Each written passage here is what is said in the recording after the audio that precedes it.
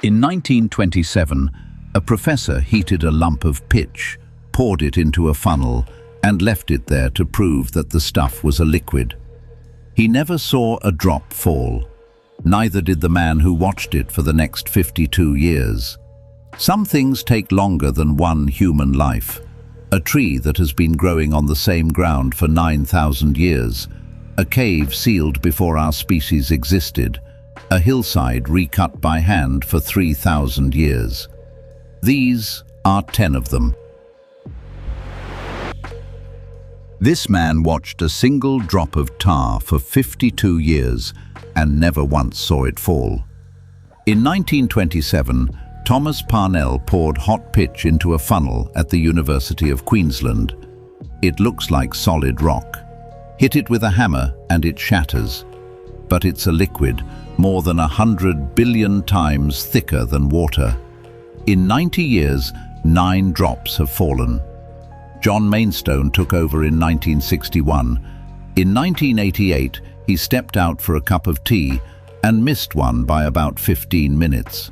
In 2000, a camera was finally watching, and it failed at the moment the drop fell.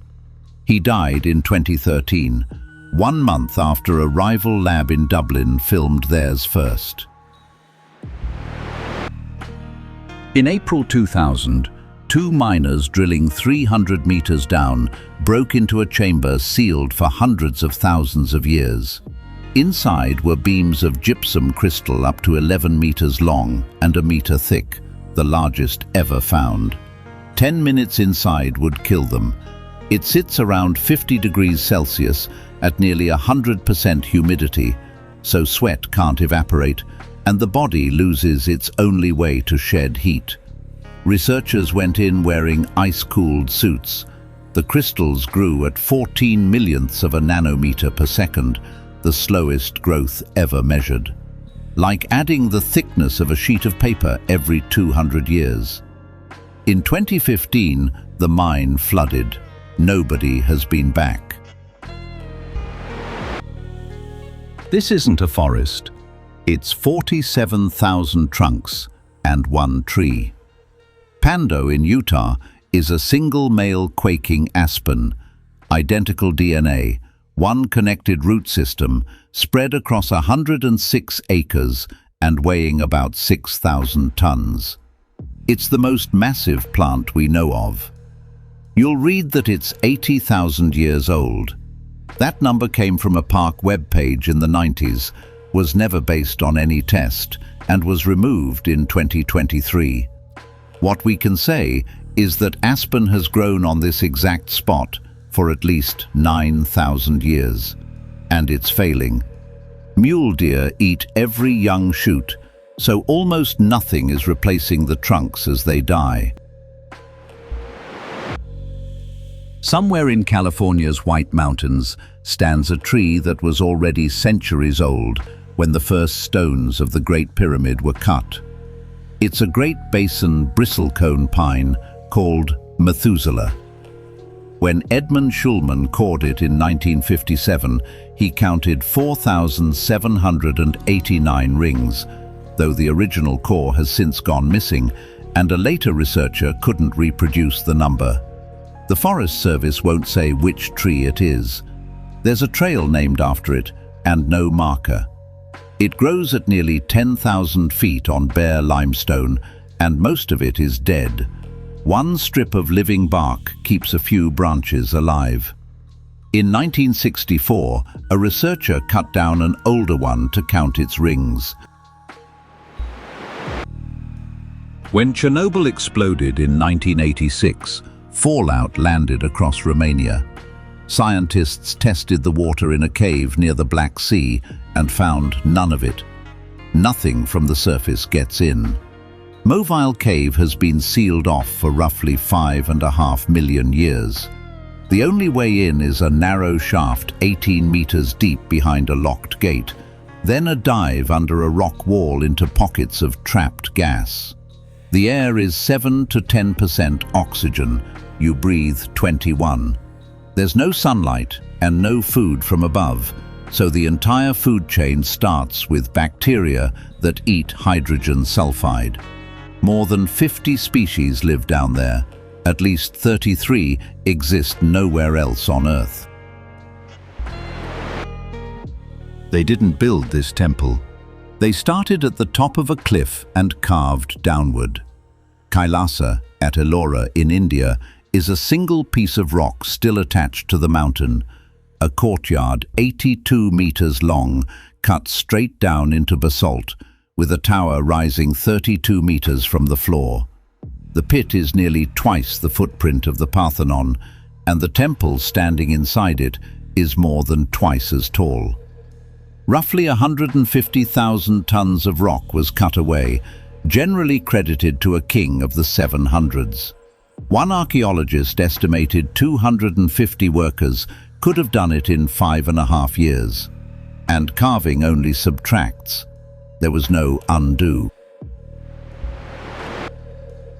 This drawing is 3,000 years old, and it's made of nothing but a trench and crushed chalk. The Uffington White Horse is 110 meters long, cut up to a meter deep into an English hillside and packed with chalk. In 1990, archaeologists dated silt from the bottom of those trenches by measuring the last time the grains saw daylight. The answer? Between 1380 and 550 BC. Bronze Age, far older than anyone assumed, and it should have vanished long ago. Stop maintaining it, and one ranger estimates it's gone in 20 to 30 years. So for 3,000 years, people have come back to re-chalk it. Traditionally, the whole valley turned out.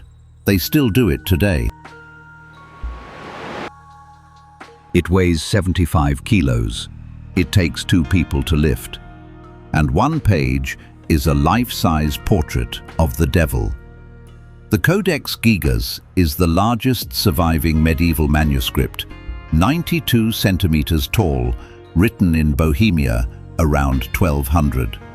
The legend says a monk facing being walled up alive promised to write all human knowledge in a single night and prayed to Lucifer at midnight.